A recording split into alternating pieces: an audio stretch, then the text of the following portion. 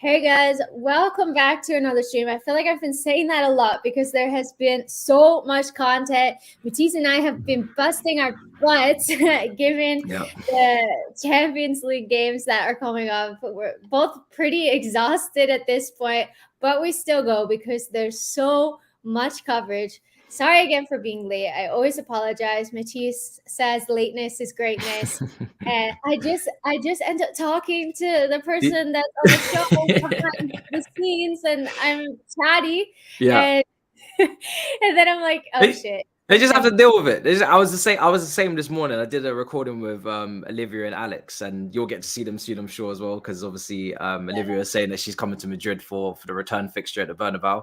I think they're both going. So, but yeah. So I was chatting to them before recording. I was like, oh, we need to record now. Yeah. Do you know what I mean? We actually need to do content. So yeah, it's mad. It's always that's what happens when the chemistry's on point. Do you know what I'm saying? Love it. So guys, make sure to check out, I'm gonna say this first thing, make sure to check out Matisse's channel and his Twitch channel and all the videos that he's been doing because he's been killing it. And check out the videos I have as well. Like, there's just so much to catch up on. You will be busy for days with both of our content, but we are here to talk about Chelsea, Real Madrid in the Champions League again. Yep. How are you feeling about this match? Oh, I'm so excited. Honestly, I'm so excited because now we have the added element of fans, which we didn't have last time. And you know what's so crazy about this fixture is that up until last year, we had never played them since 1998 in the Super Cup. And now we've played them, it will be 4 times in 2 seasons. And it's well overdue. Real Madrid is obviously the biggest club in the world, in my opinion, without being biased. And it's a great opportunity for us to showcase what we can do on the big stage against a big club at Stamford Bridge. The atmosphere should be electric because it was pretty poor against Brentford there. Tuchel made that quite clear in his post-match press conference. Yeah, he really called out the fan base for the atmosphere against Brentford at home. But listen, 3 p.m. kickoffs are not great at Stamford Bridge. But when it comes down to the night games, I can testify it's incredible. The Champions League games, night fixture, it's just a different atmosphere. It's a different vibe. So I'm expecting a madness. And yeah, both games, home and away, is going to be crazy. So there's so many facets to this game tactically that I'm looking forward to talking about as well. We're going to get into everything. Are you going to the home match? I'm not, unfortunately. I'm actually working. I'm going to be in studio for the home game.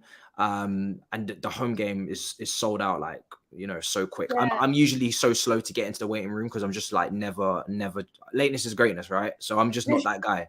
I'm not that guy.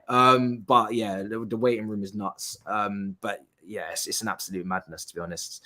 But yeah, regardless, sometimes I'm one of these people where I love going to the game and getting the atmosphere and enjoying, but then I find it very hard to review the game and do the content that I need to do afterwards because I was so caught up in the emotion of it. I didn't really get to analyze it. So I do like to kind of sometimes go to the big games. Sometimes I actually prefer to not because I do want to actually, like, this is a game where, yes, I would love to go, but I also can't wait to watch it and really see tactically what's going on and then talk about it for the days afterwards. So either or, I'm happy. I was an international fan and then I was a match goer like at different points in my life. So I'm used to doing both. Like it doesn't bug me out. Whereas I know some people, if they're not at the game, they're pissed. Do you know what I'm saying? For me, it's like so tired. Like, it's such a tiring experience. Yes. I mean, I live pretty far from both of the stadiums here in Madrid. Like, it's a bit of a trek to get there. And like, especially the one that's like located outside of the city, the Bernabeu is a little bit easier, like better communicated. I think I'm translating Spanish. I don't know if you say that. But I'm going to both games next week. And I took the week off of work because I was like, I'm going to get home so late and tired because of this experience. And like you said, I had the opportunity to buy seats like kind of right by the corner flag. And I was like, oh my God, if they score, like maybe they would be right here or whatever. I ended up opting just to go for seats higher so that I could see the game and be able to hopefully analyze it a little bit better. I'm going to be surrounded by all of the Real Madrid fans. So I took a seat away from a Real Madrid fan. So that's one less person making noise for for Real Madrid in the Bernabeu. That's my contribution. You're gonna have to like be very careful if Chelsea score. Yeah. Or if Real Madrid score, yeah. I don't know how you're gonna. I've only had to do that once. Sitting at because I couldn't get tickets, and my dad's uncle is an Arsenal fan, and he was like, "Do you want to go Arsenal Chelsea?" But I can only put you in the home end. I was like, "Oh my god!" So I was sitting in the home end, and luckily it was 0-0, so no one scored. Okay, but Chelsea almost scored in the last minute, and I nearly lifted off my seat, and I was like, "Shit, I need to," because otherwise, if I let loose here, I'm gonna get beaten up. I know. That's the thing. I was like, okay, I'm just gonna wear regular clothes, like you just go, maybe just blacked out clothes. Yeah, literally, that was me. Just like wear black clothing and just like you're there for Real Madrid or Arsenal's funeral, and just keep it moving. Yeah, so let's start digesting this game. I think one of the big talking points is the 4-1 loss against Brentford. I personally do think that it was a blip. Like we saw the basically exact same thing happen against West Brom last season, the same weekend as well, coming back from the international break. Not trying to make excuses, but for me, it just looks like Tuchel had an eye on the Champions League game. He was trying to rest players ahead of it. Reece James, I don't think, was fit to start from the beginning. But yeah, that was kind of what I took from it. Big mistake playing Marcos Alonso at a pure left back position. But what did you make of that game? And do you think it's going to affect the team or the players that are going into this Real Madrid match? It's difficult because as you have to analyze it because there was a lot of mistakes. I think tactically as well from Tuchel to pick that team was very left field and very confusing on so many different points. Like you said, the left back. I thought we were all like under the understanding that if it was a back four, Malang Sarr goes left back. If it's a wing back, Alonso plays. But for some reason, he played Alonso. It's especially not really because you don't think Malang Sarr is going to start this Champions League match. Exactly. I would assume. Exactly, because he doesn't maybe have the experience at the latter stages of the competition. I know he played 6 times for Porto in the group stage for last season, but yeah, so it's a weird one. Loftus-Cheek in the lone 6 position in midfield 3, I really don't like as well. I don't think he's a DM at all. So there was a lot of puzzling decisions. Werner playing again, but maybe he was resting in some capacity for this game as well. So. But yeah, it was such a freak result. Some players that play poorly consistently or have been poor this season, they play poorly. And some players that are great in defense that are usually really relied upon play poorly as well. So it was a difficult one to analyze. But I just think going into this game, they shouldn't really have their heads dropped. They were on a good run before that defeat to Brentford in tough circumstances with the ownership changes and whatnot. And this is Real Madrid. It's a completely different game. They got a good knockout record, great knockout record as a team under Tuchel. And it's a massive game. They have to rise to the occasion. And to be fair to them, their mentality is usually A1 under Tuchel. 99% of the time, they don't capitulate in games. It's only happened against really West Brom and now this Brentford team as well, where we've really capitulated. Most times, even if we're not playing well, we stick at it. We're still in the game. It's all good. That was quality. But yeah, usually we stick at it and we're consistent throughout the full 90. So yeah, like I don't expect to see anything like what we saw from a team setup wise or just mentality wise against Real Madrid. So I'm still as confident as I usually would be, to be honest. Yeah, I am too. And I think the thing that gives me more confidence is knowing that like the team that we put out against Brentford, that's not going to be the starting team against Real Madrid. And like I said, like I think that the reason that those players started was because Tuchel was thinking about this Real Madrid match. So I did speak about the Real Madrid side already on my channel with Real Madrid fan Rodrigo. If you guys haven't seen it, go check it out because he gives like a super in-depth analysis of Real Madrid. But Matisse, have you been following them at all? Like, how are you feeling maybe from like a outside of La Liga perspective about Real Madrid and their performances? Yeah, I've been keeping a close eye on them because since the draw was made, I knew we'd be playing them. But I watched both the games against PSG in their last knockout tie in the Champions League, and I thought they were really, really, really, really underwhelming for 75% of that tie. Three halves out of the 4, they were poor.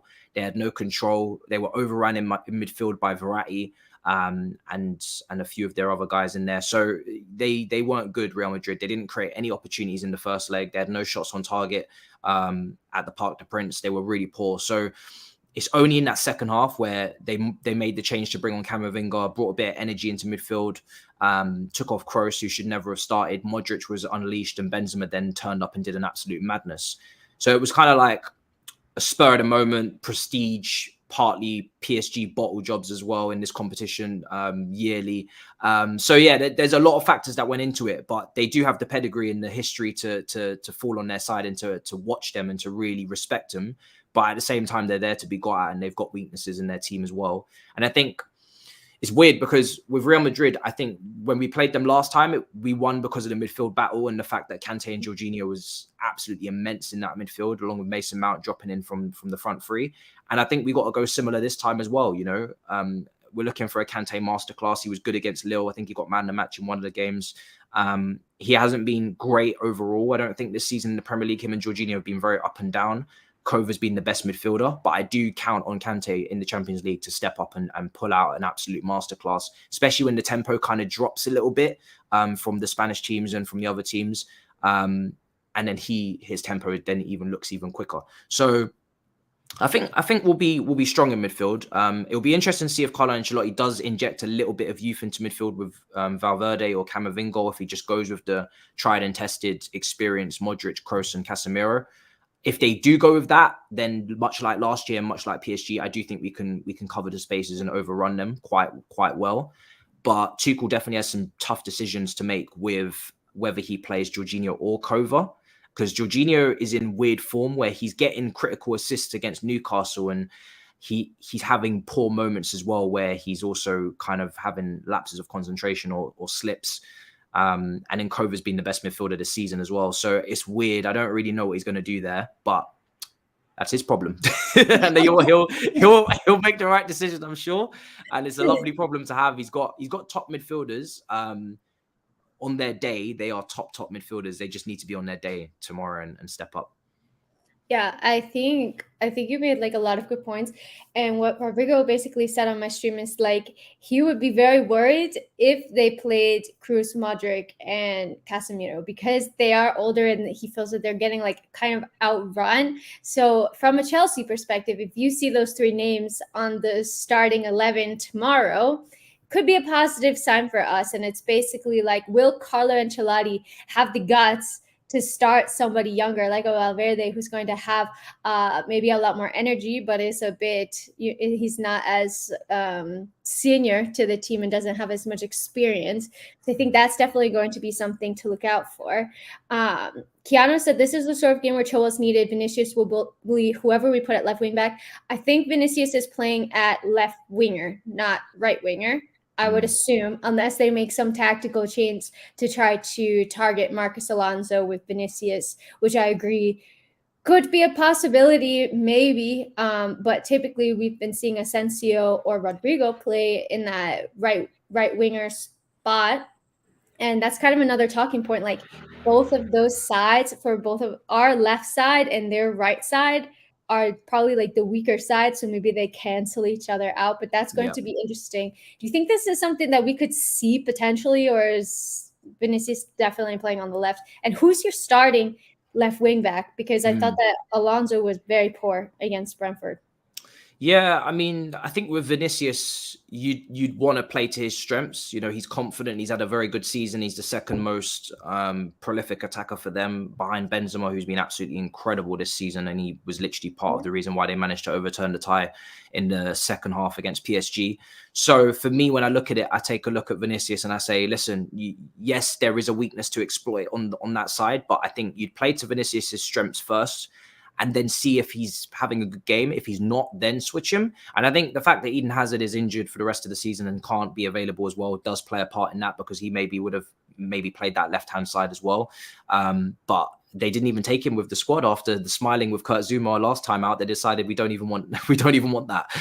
so at least travel with the team. Nah. Listen, when you're smiling with Kurt Happy Zuma at full time and you're making all the Madristas pull out their hair, yeah, you can stay home, bro. Because they know he loves Chelsea. So you know what I'm saying? They decide to leave him at home. But yeah, that's so sad. It's long, isn't it? That's so I sad. definitely wouldn't go with Sal Niguez at left wing back. I'm not impressed very often with his performances over there, and when he has played over there, usually it has been against weaker opposition.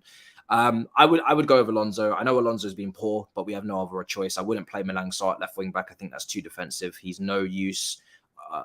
When he goes past the halfway line, he's of no use to us. So I would go with the back three. I'd go with the wing backs, and I'd play Alonso. And just with Alonso, he's the reason why I don't think we'll win the Champions League. If I'm to make predictions, I don't think we can win the Champions League again because I don't trust the left-hand side, whether it was Saul, whether it's Alonso, whether it's Malang Sarr. I don't rate any of them very highly over there in terms of not making a mistake and costing us the game potentially. There's an option that's been suggested to throw Aspie over there. That's a wild card. Didn't really picture it in my head because I personally have Aspie as part of the back three. I think Christensen, I don't know where he's at mentally. Tuchel did speak about in the press conference as not questioning him or even saying that he's not there, but just saying he needs to be there. And Rudiger certainly is there. So I would probably go with Aspie in the back three alongside Silva and Rudiger. So I wouldn't play Trevor. I think Trevor's been very mistake prone recently. He had like a really good start to the season, but then recently in every game he's had like if it wasn't a penalty incident, it probably should have been a penalty, and he's just like pulling players' shirts in the box and getting like it's very nerve-wracking, and that's the kind of stuff that Real Madrid will 100% exploit.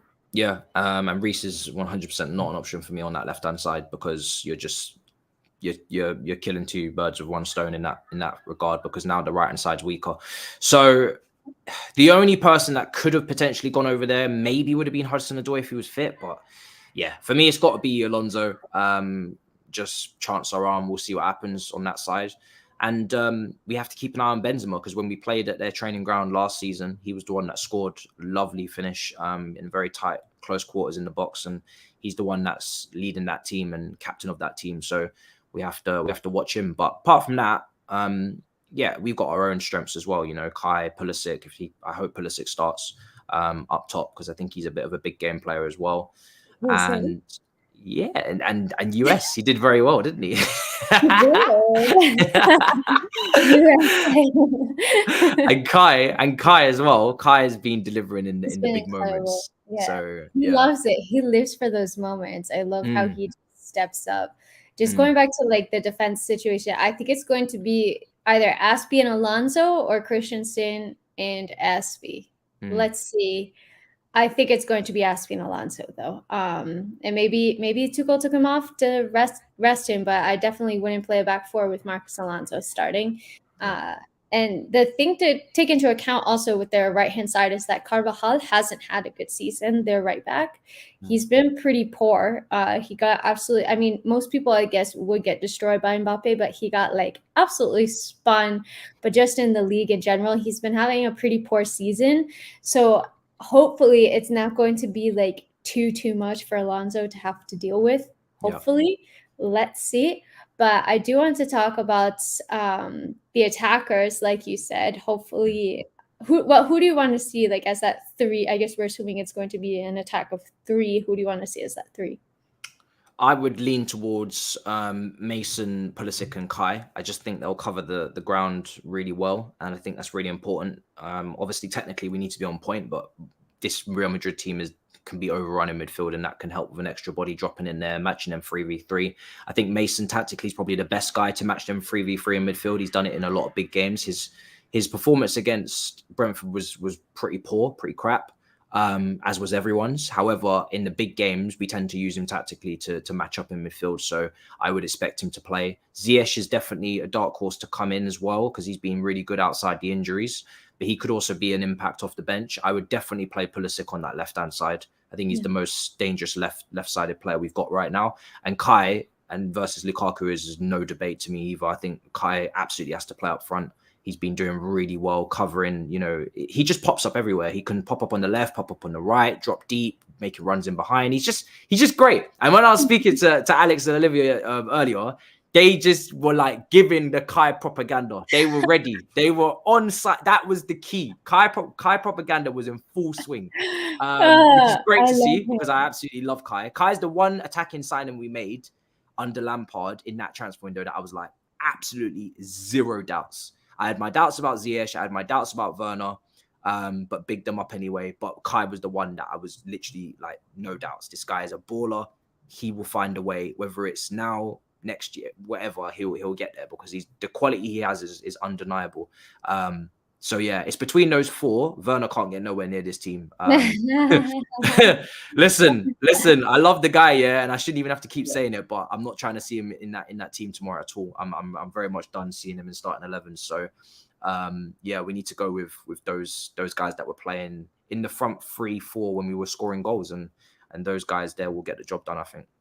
Yeah, what I was gonna say. I would just said we brought Lukaku for moments like this. I know, really. I saw that. That's really. What I was. That's what. Not I was really. Like, I'm not gonna lie to you. No, we didn't. Like, we bought Lukaku actually because we struggled to score goals, and he had a great record against the smaller teams. His big game record is actually not very good.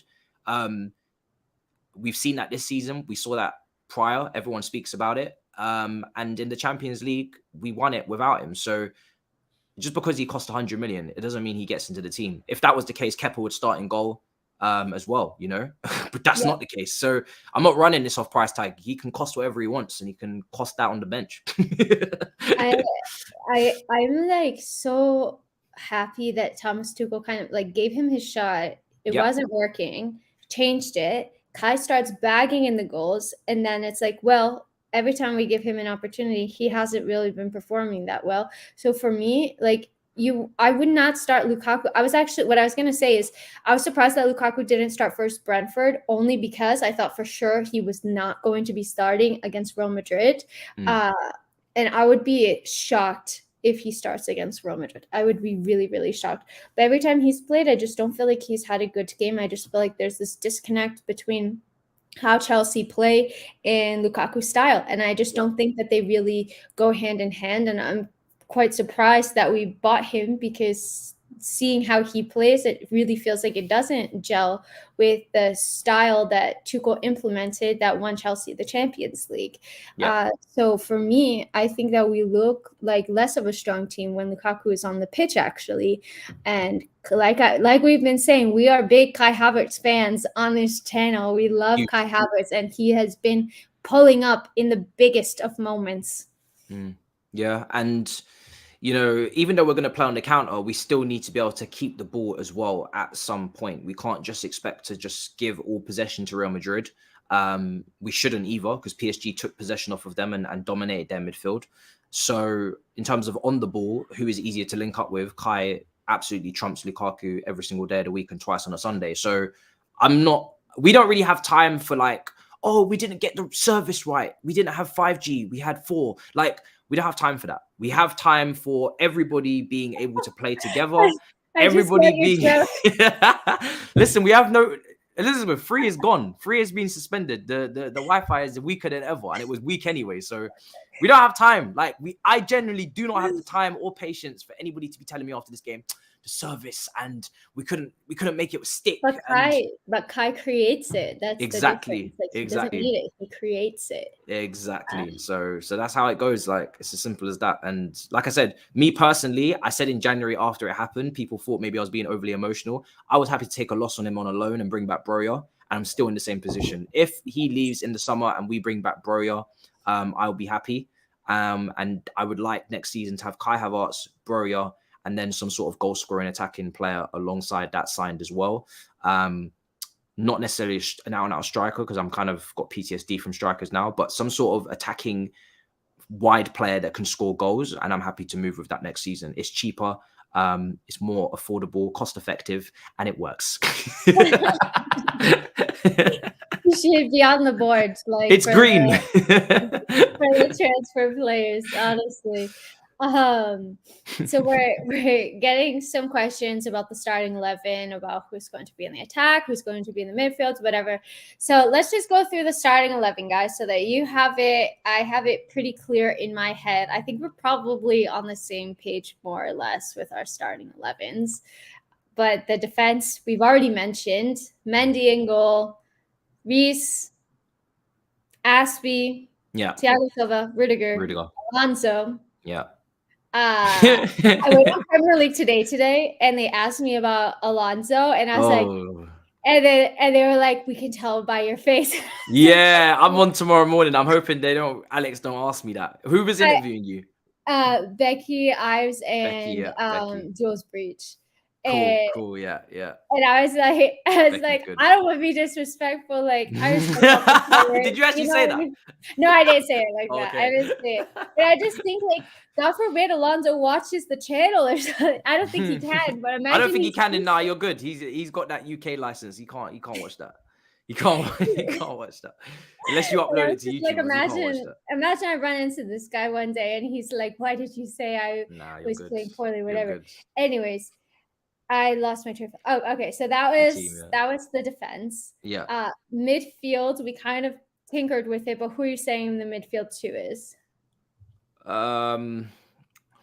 It's tough. Kante's definitely starting. And then it was between Kova and Jorginho. Because I'm predicting it's going to be Kroos, Modric, and Casemiro, I'm going to go to Jorginho. If it was Camavinga or Valverde in there, I would go Kova. Interesting. Yeah. Oh, I wonder how Thomas Tuchel like makes these decisions and informs. It's tough. It's tough. I couldn't imagine. I think, yeah. I think I think Kova's been in the better form, so I would probably go for him, just because, like you said, Jorginho is so difficult because he has these moments that are like world class, and you're like, how did you pick out that pass, or how did you do this? But then he has other moments where he's really making like these big individual errors and losing the ball in dangerous areas or conceding penalty, whatever it is. Like, he's making these big errors. So I think I would go for Kovacic. And then up front, we both agreed Pulisic, Kai Havertz, Mason Mount. I think Pulisic should be ready, because the only reason why he wasn't featured against Brentford was because of the international break, and he was extra recovery day. Which makes a lot of sense. I don't know how these players do it. Like, whenever I go to the US, I have jet lag for like 2 weeks. That might be part of it, isn't it? Yeah. The extra, I think, because he got the extra recovery day, didn't he? But then Silva got back a day earlier, Jorginho got back a day earlier. So yeah, it's nuts. They're not human, some of them, I'm not gonna lie. Yeah, I don't know how they do it. I really don't. Guys, if you have private jets. Private jets, yeah. It helps when you're on a private jet and you're not having a kid called Charlie kicking you in the back. You can sleep the flight. Like, I can never sleep on the international flights, and I'm awake the entire time because it's so uncomfortable. Must be nice. They get their help for sure. If you guys have any questions for us that you want us to answer about the game, feel free to let us know. How do you see it going down, Nate? Are you nervous at all? Do you think that Chelsea are gonna? Because last year we really breezed through it, and I felt the scoreline didn't reflect how well we played, but we could have easily put 5 or 6 past Real Madrid, and we just weren't clinical enough. Yeah. I'm just so hesitant without Ben Chilwell. I feel like it's like such a massive loss, honestly. Like, it makes me really nervous. Yeah, no, I'm always nervous for Champions League knockout games because it's the Champions League, and it's literally fine margins can have you in or out the competition, and we're almost in the semi-finals. You know, we can almost touch it. You know, and that's the last 4, and then you can start to dream. So it's a big game. It's huge. And I think for me, because nothing's changed from a finishing standpoint as last season, where you were saying we didn't kill them off, and that's why it was so close. I came out of that first leg thinking we could easily go out here because we've dominated. We should be putting this tie to bed, but we haven't. It's 1-1 on aggregate. Luckily, we got the win in the second game. We played really well again. But, you know, at some point, and as always, your luck does run out. And, you know, when it comes to this lack of clinical finishing at the top end of the pitch, there's no one we can say we can absolutely rely upon to put the ball in the back of the net. So for that reason, I'm always going to be nervous. But yeah, I think my prediction was 2-0, same as the return as last year. So it's quite a big prediction. It's quite a confident prediction. But that's mainly because I think we'll keep the clean sheet. I hope we'll keep the clean sheet. And I can see some couple goals in us if we get the lineup right. But yeah, it's going to be nerve-wracking, of course, because it's Real Madrid and it's a Champions League game, and yeah, it's always big. Like Premier League is like so calm because you just know where you are. It's 38 games. You can always recover, and it's like you kind of suss out what your team is quite quickly. Are you the little horse? Are you the big horse? Do you need feeding? Do you not? Do you know what I mean? Like, whereas Champions League, anything can happen. You know, Tottenham got to a whole final. I still wonder. I still am like not that I'm upset about it because they didn't even end up winning, but I just like the final was so boring. And I was like, this would have been such a more entertaining final if Ajax had gone through. Because I remember like Liverpool just dominated and that was it. But what was I going to say? I predicted, I think, a 1-0. You guys know that I'm usually very nervous about these matches. I was even thinking like 1-1. We have a question here. What would be a comfortable lead so we could watch the second leg with less nerves? For me, like anything below 3-0 is like not. It would have to be like a 3-0. If we get 2-0, I'd be like, oh, they could still come back. They score 1 goal, they just need 1 more. So I would need like a 3-0 to feel pretty like very comfortable going into the next match. Yeah, I would agree. A 3-goal lead, because obviously away goals don't count. So a 3-goal lead into this, you know, if it was 4-1, 5-2, whatever you want, but we need a 3-goal lead for me to be comfortable in the second leg. If it's not that, then no. And I don't really think that that's going to happen. So yeah, I'm pretty confident in that as well. Unfortunately, we won't be sweeping them for free, but maybe they'll surprise us and they will. So we said even with the 3-0, I wouldn't put it past Real Madrid to make a comeback. Yeah, I don't know. I would just trust us defensively not to allow that to happen more so. Yeah, you know, exactly. Like we're not going to. Exactly, we're not going to go down like PSG did. I think that Thomas Tuchel, I think you mentioned it, that he really coaches these sides so well in these knockout type tournaments, so he knows kind of how you have to approach these games, and he employs that mentality in the squad as well. I just really hope that we go through next week, because if I'm at the Bernabeu and Real Madrid goes through, like I'm going to have a really bad time. And if they do go through, how are you going to contain yourself in the home end? I'm very worried for your safety. I know. I think I probably try to wait and be like the last person that because I don't know if you know, but the Chelsea fans have to wait like an hour until all of the Real Madrid fans leave the stadium. So I would probably just try to be like one of the last people out. But I think I would wait until I'm outside the stadium, and then once I'm outside, I do whatever I want. But I don't want any trouble with the Real Madrid fans, and I'm going to be at the game by myself as well. So not going to have anybody with me. Yeah. There's obviously like massive game, Man City versus Atletico, and whoever wins that we play against. Who do you think is going to win that game, and who do you like prefer to face in the semifinal? Easy. I think Man City will get through, but I would absolutely prefer Atletico, 100%. It's not even close. I mean, first of all, Man City, we played them twice this season, and they've beaten us pretty comfortably both times. Although the scoreboard was close, you know, they did play us off the park, and I think tactically, you know, Tuchel admitted in the second one he got it wrong with the 3-5-2. And with Atletico, I would take them because I just think we're not Man United. You know, we can handle Atletico. We handled them last year. This year, I wouldn't say they're any stronger. I do think Felix is a little bit better in recent form. You know, he's been doing all right. Suarez is coming off the bench and making impact apparently as well. But I'd still back us to take Atletico in a semi-final over 2 legs, 100%. Whereas Man City, they will have that revenge factor. They lost to us in the final. They know us very well. Pep, will he tinker like he did last time? I would doubt it. So it's a lot more difficult to go in against Pep and City, especially over 2 games, than it is Atletico. You know, when we've played City, and we've been good last season against City when we had their number, we played them in a one-off, I think, semi-final in the FA Cup. We played them and beat them there. We beat them in the Champions League final, but they were more like just one and dones.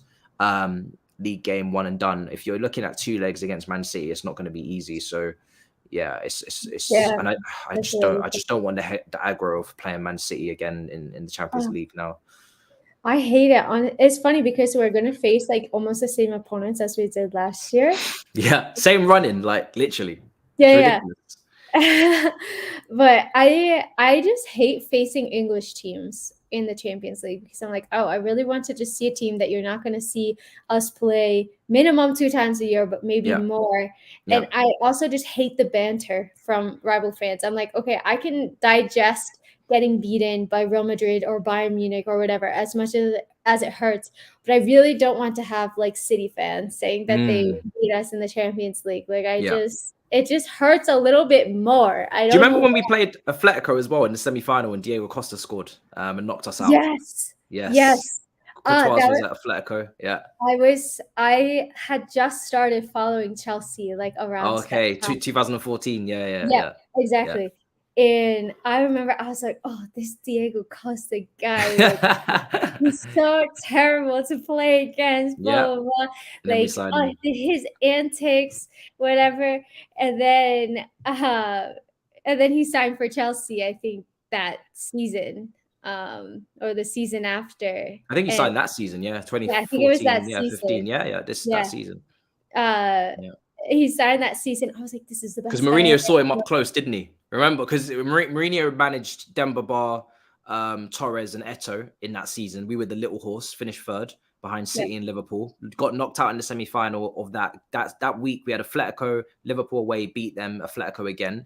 We were knocked out. How do you remember this? Like, this is a very important period in my life. This is critical to my development as a human being, because we beat Liverpool away, which was hilarious. Brendan Rodgers bottled it that day. Remember the Demba Ba slip? Gerrard slipped. Okay, that was that. Yeah, that's why I remember all of this. And then, and then obviously Costa knocked us out.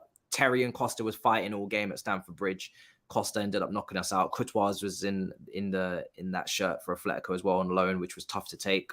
And then they lost the final to Real Madrid. Sergio Ramos did a madness. So yeah, it was a mad year. It was a mad year, Mourinho's first season. And we signed him, and we signed Fabregas, we signed Felipe Luis, and we win the title the year after. So it was all Costa drama. Yeah. I love Diego Costa. I think he's incredible. I was really sad when he left Chelsea, and I feel like we haven't had a prolific striker like that, like somebody who's scoring 20 plus goals a season since he's played for Chelsea. Yeah. Maybe Kai Havertz could be that person. Hopefully. Maybe. He always has like a slow start to the season, and then he kind of like gets back to it a little bit. But guys, I have another stream in 25 minutes at 7:15 UK time, going to be previewing the Man City Atletico game with Kendall. So I'm gonna take like a little 3 break. uploads. 3. I know. Yo, listen, let me do it for you, right? The work rate that is going on over here, ladies and gentlemen. Make sure you're watching and you're subscribed and you're smashing up the icons, the like button, and the comments are buzzing, because 3 uploads. I don't think I've ever done 3 uploads on my channel, and I don't think I ever will. I'm gonna make that very clear right now. You're getting 2 at most, but you ain't getting 3. So yeah, that's impressive, man. You're covering the Champions League properly. Mad. Thank you. I also did 2 videos each on Insta and TikTok. I was gonna say Twitter, no, TikTok as well. So it's been a really long day, guys. Hope that you have enjoyed this content. We gotta cover it big. Go big or go home for the Champions League. I'll sleep when there's no football, basically. We already had our international break, didn't we? Yeah, exactly. When I'm bored over the summer, like, oh, I wish that there was football. We're regurgitating the same transfer news for 5 days straight. Exactly. So, guys, make sure to follow Matisse. Matisse, let everybody know where they can find you. Yeah, MAH on YouTube. I'm about to upload my preview for the Real Madrid game at 10 o'clock at night. I think after all of the games have finished, Atletico Madrid versus Manchester City and Liverpool versus Benfica. I will be on Twitch as well. Matisse Armani just below me as well on Twitch. That's where you'll find me, and I'll be doing a watch along for Atletico Madrid versus Man City for that game. And yeah, in terms of content, like I said, upload for preview 10 p.m, watch along. And yeah, then tomorrow we move into another day of content as well. And obviously with the byline, I've been mentioning a few times, Olivia and Alex were absolutely brilliant. If you are a patron on that, that was a brilliant show. It was unbelievable. I love them both so much. I'm so excited to see that. I keep messaging both of them like, I'm so excited to see you next week. Do you know what? I just their friendship is something I just crave. Like I crave it. It's brilliant. It's absolutely fantastic. So like sweet. I didn't. I was the host for that, but I didn't even have to really. I didn't have to do anything. I'm just having a conversation, and they're just like laughing and enjoying life and telling me about what it's. I may as well just spoken to them on the phone. It wasn't even a podcast. It was brilliant. Oh, that's so and yeah, fun. they're both absolutely class. And Becky as well. Shout out to Becky. Yeah, class. I love the Premier League presenters because they're fun. They have a lot of fun. They got can I be part of your group, please? Yeah, like please invite me to the parties. I will fly over there. Yeah, like I'm working my way into the group. Watch, I'm telling you that now, people. I'm not even playing. Like I'll shamelessly tell you that right now. I'm working my way into the friend group, but yeah, they're fun, they're insightful, they know what they're talking about, but they have like great inside banner. Yeah, it's perfect. If you guys don't know who we're talking about, because we're just saying their first names, Olivia Bazaglo and Alex Aljo, follow them on Twitter and Instagram. They're wonderful, beautiful people, and we love them. Quality. So yeah, there you go, people. You got a lot to do. There's a lot of content to watch, so get to it. Catch up in the 20 minutes until my next stream. But guys, hope that you enjoyed this content. Let me know how you're feeling about the match. If you're nervous, I'm feeling like sick thinking about the match tomorrow. I actually don't know how I got through the Champions League final, because I was feeling like so nervous and ill the entire day because I just wanted Chelsea to win so badly. My husband was like, I'm so glad they won, because I wouldn't have known what to do with you if they lost the game, because I was so nervous about it. So guys, hope that you enjoyed this. I'll be back live in 20 minutes previewing the Man City Atletico game, so make sure to tune in for that as well. And until next time, I'm out. Bye.